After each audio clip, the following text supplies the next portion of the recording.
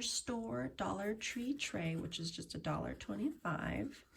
And I painted it with one coat of chalky white paint. And then I used some very beautiful transfer rub-ons for the designs in the center, on the sides, and the edges. And if you are interested, I do have an Etsy shop, Miss Staci's on Etsy. Lots of beautiful home decor, altered, upcycled items that I have done, as well as custom realistic portrait drawings if you are interested. Then last night I applied some crackle one-step paint to create a crackle effect. So now I'm going to use antique wax to bring about those crackle effects.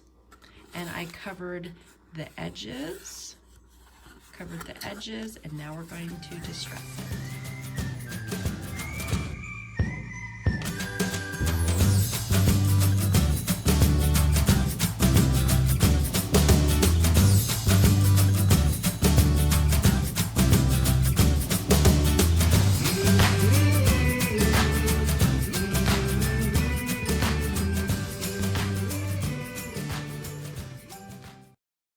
I'm going to be blending the crackle, antique crackle, with some white paint, and I'm going to fade it so it's not such hard edges like you can see what has happened here.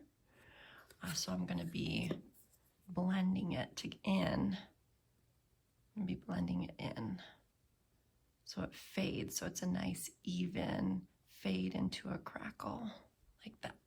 Then I took toasted marshmallow, a cream, to kind of mix in or blend in the white for a more finished look. So we can see everything is blended together real nicely.